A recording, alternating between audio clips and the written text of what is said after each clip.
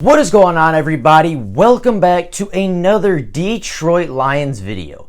Now, we are more than halfway through the NFL season, and at this point, we kind of have a good idea of how this team is shaped, its ceiling, its floor, and at this point, being 10 weeks into the NFL season, we have a very good basis to, have some takeaways, to have some opinions, and we have a very solid foundation for these takeaways at this point. And that's what we're going to be looking at in today's video. Today, we're going to be going over, I know it's a little past the mid-season mark, but today I want to go over the mid-season takeaways, what I've noticed, some of the things that have impressed me, some of the things that have been very underwhelming, some of the positives and some of the negatives from this season, and, just kind of talk about how the Lions have done so far as of week 10.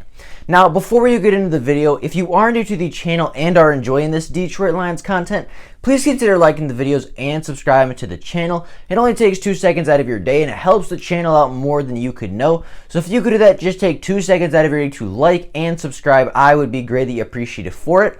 But with that being said, let's get to talking about these mid-season takeaways and look at some of the positives and negatives that have shown up throughout the season.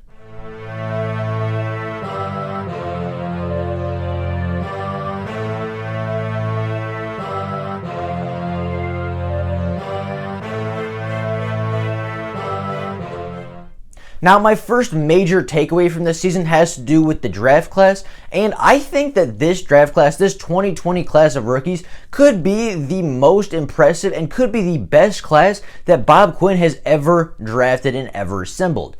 Now, starting at the top of the class with the number 3 overall pick in Mr. Jeff Okudah. Now, he obviously had a very slow start to his NFL career, struggled mightily in week 1, struggled a lot in week 2, but got his shots in. And, he struggled. He's had his rookie moments. He's had his rookie struggles, and he's definitely shown those moments of lapses in judgment. And, he's shown that moment that he is a rookie. He's not quite ready to stack up with the NFL's elite just yet. He's not quite at that level yet, but he's also shown the flashes where, he got his interception versus DeAndre Hopkins. He got his big pass breakups. He's gotten his big hits. He's gotten his tackles for losses.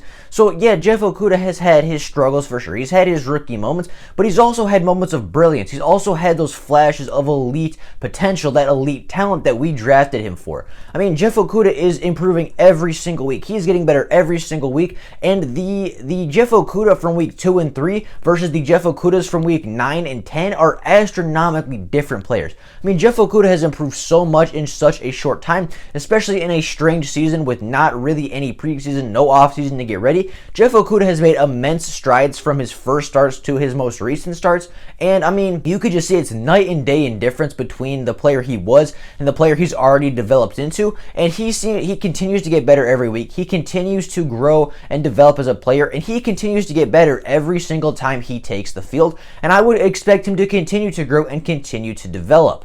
Now, Jeff Okudah is obviously not the only player in this class. DeAndre Swift was the second round pick by the Detroit Lions, selected 35th overall. He looks like an absolute monster. I mean, there have been 2 games where the Lions have just given DeAndre Swift the ball and gotten out of the way. And in those 2 games, the Lions are 2-0. DeAndre Swift has a phenomenal game in both the ground and the air in both of those games. And, I mean, DeAndre Swift, when given the opportunity, looks like the best players on the Lions, on the Lions offense, if not on the team as a whole. DeAndre Swift was probably the best player to come out of this draft class for the Lions. Arguably, definitely the best on the offensive side of the ball so far. And, DeAndre Swift is so talented. He is so good. And he should be the reason, and he should be the engine to this offense for a very, very long time. Now, moving on to our 3rd round picks, Jonah Jackson has been one of the best guards, one of the best rookie guards in the NFL. He has not allowed a lot of pressures, hasn't allowed a lot of penalties. He's been very clean. He's been very sound. He doesn't allow a lot of pressure, and he keeps Matt Stafford upright from that left guard position. Romeo Okwara, unfortunately, has been hurt for a majority of the season, but when he wasn't, he was getting decent pressure. He was forcing some mistakes and wasn't all bad. Might not have had that splashy play, might not have got the strip sack, the fumble. He might not have even gotten to the quarterback, but he has been getting some pressure when he's in, and he has not been all bad, and has shown, kind of like Jeff Okudah, has shown some of those flashes and shown some of that elite potential.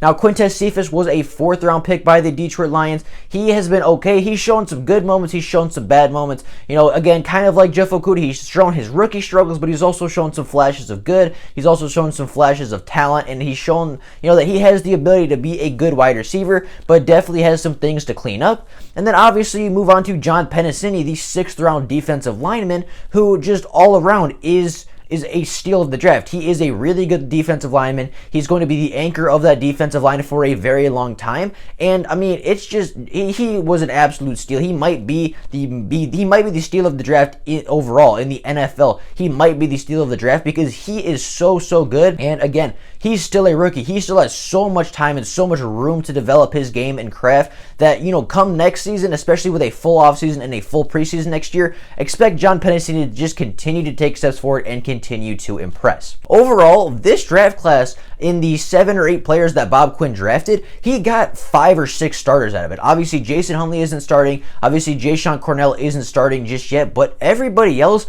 is, and Logan Stenberg, but everybody else is or has the potential to become a full-time starter for the Detroit Lions for many years to come. And when you can get 5 or 6 starters out of a draft class, that is a really solid draft class. And I don't know how many other classes that, I don't know how many other Bob Quinn classes can say that they have 4, 5, maybe even 6 potential starters in year 2.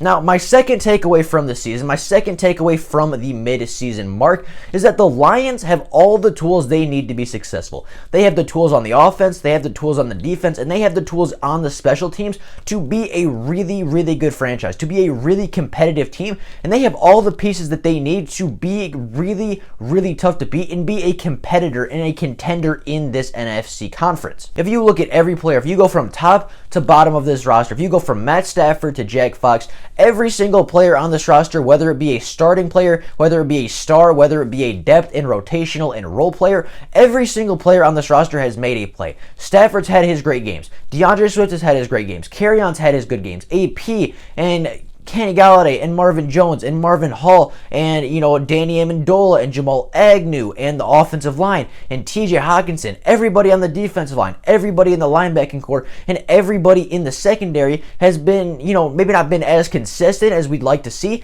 but every single person, every starter, every role player in this team has made an impact, has had a positive game, has had a good game. Every single person on this Lions roster has showed that flash, has showed that potential, and showed the talent that this team has. I mean, we saw in Jacksonville the potential that this team has. This team has the potential to run the ball and be a great offense and be a good defense. They have all the talent. They have all the skill. They have everything that they need to be successful. And there's only one thing holding them back, and we will get to that in a little bit. But, this team might be 4-5. They might have a losing record, but if you go top to bottom on this roster, from the starters and the stars to the role players and the backups, every single player on this team has a role. Every single player has made an impact, and I don't really know if there's too many players on this team that if they went in for a couple plays because of injury or because of fatigue, I would feel that bad about putting in. I feel like this Lions team, this Lions roster has a lot of talent, especially in the depth, and, even if they need to put in some backups, even if they need to rely on some role players, I'm not going to be too pressed about it because I think at every position we are a couple guys deep, and every single position, if one guy at the starter goes down, I feel confident in a majority of our backups to step up and play a very solid football game and, remain in that game for the rest of it and not have the level of play drop. This team from top to bottom, from starters and stars to backups and depth, the Lions have the talent to be great. The Lions have the talent to be successful. And I talked about the offense and defense. The special teams is the best unit on the field. They are phenomenal this season. The Lions have all the talent. They have their quarterback. They have their running back. They have 2 really good wide receivers and a decent slot receiver. They have an offensive line that's playing great in the trenches. They have a great tight end. They have a very talented defensive line. They have a very talented linebacking core. And they have on paper an elite secondary, and obviously we know how good the special teams is. This Lions team is really good on paper. This Lions team has all the skill and it has all the potential it needs to make a run and to be legit contenders in the NFC. And the only thing holding them back right now is the coaching and is the play calling. And that is my third and final takeaway. Now, my third takeaway of the midseason and my final takeaway for this video is that the Detroit Lions staff, this 2020 coaching staff, just isn't the right one for the Lions, except for, of course, Braden Coombs. Now, I have been on record several times on this channel saying that, criticizing Matt Patricia, criticizing Corey Undlin, criticizing Darrell Bevell, and I, criticize these guys a lot because I expect a lot out of these play callers, especially with all the talent they have available and especially with all the talent they have to use. I mean, Darrell Bevell has every single piece he needs to have a successful offense. Darrell Bevell or Corey Undlin and Matt Patricia have all the tools they need to have a successful and a dominant defense, but for some reason, they just don't do it. This Detroit Lions team in the 2020 season has blown 4 different leads of double digits, 2 of which were 20-plus point leads. One was a 14-point lead in Green Bay, and the other one I can't quite remember, but it was some other lead in the NFL season that the Lions just, they were in position. It was the Saints game. They were up 14-3, and they were really, really good, 14-0 even, and they were up. They were in great position, and the Saints came back and scored 35 unanswered to put the game out of reach before the fourth quarter began. This coaching staff is just, it blows my mind that we have so much talent and we have so much potential, and this coaching staff continues to put them in poor positions. They continue to put their players in bad positions. They continue to put their players in positions to fail. This coaching staff is just, it's not even that they're bad at everything, because I've seen, just like the players, I've seen this coaching staff have great moments. I've seen Darrell Bevell call a good game. I've seen Corey Undlin and Matt Patricia call good games. I've seen Matt Patricia coach a good football game. I've seen him, take the right steps in order to improve and fix what's not working on defense. The problem is it's not consistent enough. You cannot win as a franchise if your head coach only has one good day of coaching out of the NFL season. You cannot win a football game if your offensive coordinator calls 2 good games throughout the NFL season. You cannot be a good NFL franchise if your coaches and your play callers are playing to just not lose the game. And that's what the Lions are doing. Their mentality at the end of games is don't lose. It's not we're going to win the game. It's we're going to try not to lose the game. And there is a big difference in those ideologies. There's a big difference in those philosophies. And the difference between just not losing a game and winning a game is the difference between being a playoff contender, a Super Bowl contender,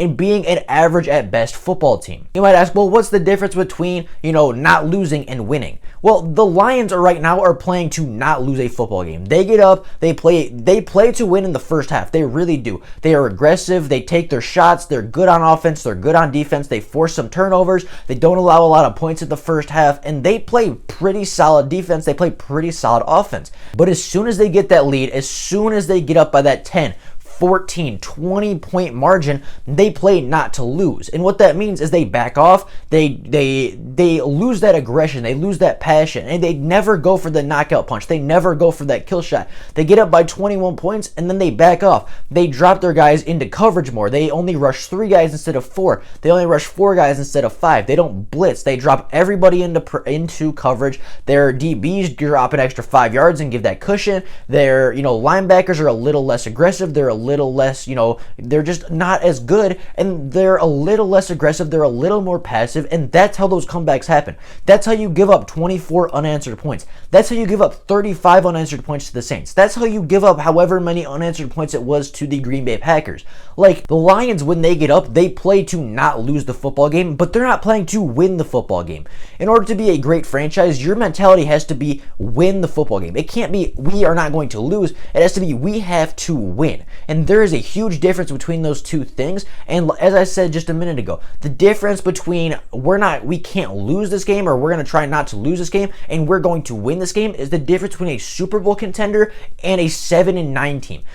Just the difference in those ideologies, the difference between, staying aggressive throughout the entirety of a football game and backing off in the fourth quarter is the difference between wins and losses. It is the difference between an elite defense and a bad defense. It is the difference between winning and losing, and is the difference between the Lions having Matt Patricia as their head coach and the Lions looking to move on from the Quinn Tricia era.